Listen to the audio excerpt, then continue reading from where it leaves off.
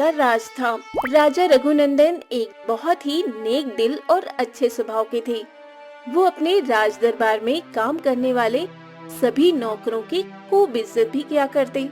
उनके महल में एक नौकर रहता है जिसका नाम बंधु होता है। राजा को उस पर अटल विश्वास होता है। ओए बंधु के बच्चे, हो गए सारे काम? आंगन और छत की सफाई की? हाँ मंत्री साहब, सारे काम हो गए। आप बिल्कुल निश्चिंत रहिए। बंधु का काम हमेशा अच्छा और तेजी से होता है। वो तुम्हारी तरह नहीं है गोपी। क्या राजा जी, आप भी बहुत टांग खिंचाई करते रहते हो। मेरी भी टांग खिंचाई नहीं कर रहा हूँ, जो सत्य है वही कह रहा हूँ। इस पूरे महल में केवल एक बंधु ही है जो सारे काम सही तरह से करता है। उसे जो कार्य दिया जाए वो उसे बखूबी निभाता है।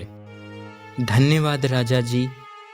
मंत्री गोपी को राजा की ये बातें सुनकर बहुत गुस्सा आता है, क्योंकि राजा जी कभी गोपी की तारीफ के पुल नहीं बांधते और हमेशा बस उसकी तुलना दूसरों से ही किया करते। एक दिन जब देखो तब राजा जी उस 2 टके के नौकर बंधु की ही सराहना करते रहते हैं। मेरे लिए तो कभी एक मीठा बोल नहीं निकलता उनके मुंह से। बहुत अच्छा बना फिरता है ना वो बंधु राजा की नजरों में। अब देखना कैसे राजा जी और रानी साहिबा की नजरों में मैं उस बंधु को बुरा बनाता हूँ। अब आएगा असली मजा। मंत्री रात में बंधु के कमरे में जाता है और धीरे से उसकी खटिया के बगल में रखा हुआ कड़ा अपने पास रख लेता है और फिर वो धीरे धीरे रानी के कक्ष में जाता है और रानी के गहनों से भरा संदूक चुराकर वहाँ के फर्श पर बंधु का कड़ा रखाता है। अब रानी साहिबा के गहनों का संदूक चोरी हो चुका है और असली चोर मैं हूँ। लेकिन रानी साहिबा और पूरे राज दरबार के लोगों का शक सीधे बंधु पर ही जाएगा, क्योंकि मैंने सबूत के तौर पर उसके हाथ का कड़ा रानी साहिबा के कक्ष में रख दिया है। अगली सुबह सूरज उगने के पश्चात रानी साहिबा देखती हैं कि उनके कमरे में रखा हुआ गहनों का संदूक गायब है। वो ये देख अत्यंत व्याकुल हो जाती हैं। क्या हुआ रानी साहिबा, आप इतनी परेशान क्यों नजर आ रही हैं मुझे? राजा जी, मेरे कमरे से गहनों का संदूक गायब हो चुका है। मुझे समझ ही नहीं आ रहा है आखिर किसने चुराया है। तभी रानी की नजर फर्श पर पड़े कड़े पर जाती है। वो उस कड़े को उठाकर अच्छे से देखती हैं। अरे ये कड़ा तो नौकर बंधु का है। ये यहाँ कैसे? इसका मतलब मेरे गहनों का संदूक बंधु ने चुराया है। क्या? नहीं नहीं रानी साहिबा, मैं जानता हूँ बंधु ऐसा कर ही नहीं सकता। वो बहुत ईमानदार है। राजा जी, उसकी तरफदारी मत कीजिए। अक्सर जो जैसा दिखता है वैसा होता नहीं। चोरी बंधु ने ही की है। आज उसकी खैर नहीं। रानी सैनिकों को बंधु के कक्ष की तलाशी लेने का आदेश देती है और साथ ही मंत्री गोपी भी पूरे महल की तलाशी लेता है, लेकिन उन्हें कहीं कुछ नहीं मिलता। मैंने पूरे महल की तलाशी कर ली है और अब किसी को शक नहीं होगा मुझ पर, क्योंकि मैं सबको कहूँगा कि कहीं मिला ही नहीं संदूक। देखा रानी साहिबा, मैंने आपसे कहा ना, मैंने चोरी नहीं की है। मेरा विश्वास कीजिए, मैं भला चोरी क्यों करूँगा। अगर मुझे पैसों की जरूरत हो तो मैं राजा जी से मांग सकता हूँ।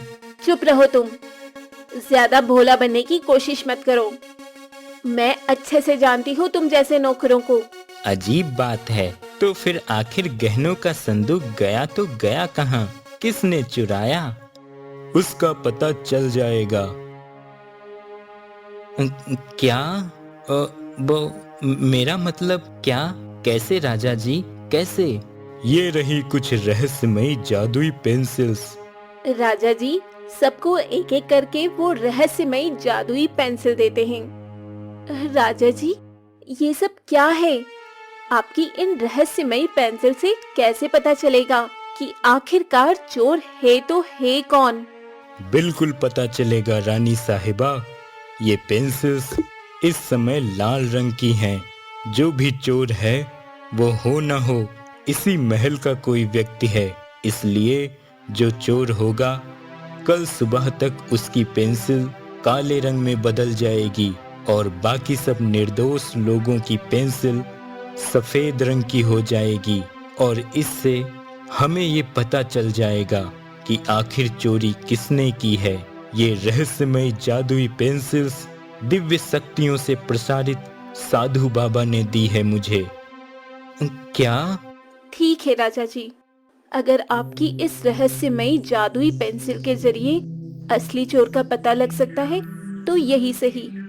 अब मंत्री गोपी बहुत ज्यादा घबरा जाता है। रात में उसे नींद ही नहीं आती है। हे भगवान, अब मैं क्या करूं? असली चोर तो मैं ही हूं और कल सुबह तक मेरी ही पेंसिल काले रंग में बदल जाएगी और फिर राजा जी मुझे कारावास की सजा देंगे। नहीं नहीं, ऐसा नहीं हो सकता। मुझे कुछ तो करना होगा। हाँ, एक काम करता हूँ। इससे पहले कि ये पेंसिल काले रंग में बदले, मैं खुद इसे सफेद रंग में बदल देता हूँ। हाँ। गोपी अपनी पेंसिल को सफेद रंग में रंग देता है और अगली सुबह जब सभी अपनी अपनी पेंसिल ले जाकर राज दरबार में हाजिर होते हैं, तभी सबकी पेंसिल का रंग ज्यों का त्यों लाल रंग का ही होता है, सिवाय गोपी मंत्री के। ये क्या? सबकी पेंसिल लाल रंग की ही है और ये गोपी मंत्री, इसकी पेंसिल ही क्यों सफेद रंग की हो गई? राजा जी, इन रहस्यमयी जादुई पेंसिल ने अपना जादू क्यों नहीं दिखाया? क्योंकि ये असल में रहस्यमय जादुई पेंसिल्स हैं ही नहीं रानी साहिबा। क्या? ये आप क्या कह रहे हैं राजा जी? क्या? हाँ रानी साहिबा, ये तो मेरी एक साजिश थी जो मैंने असली चोर की चोरी पकड़ने के लिए रचाई थी। ये मामूली पेंसिल्स हैं, लेकिन मैं जानता था जो चोर होगा वो अपनी पेंसिल को काला होने से पहले सफेद रंग में रंग देगा और इस नालायक मूर्ख गोपी मंत्री ने वही किया है।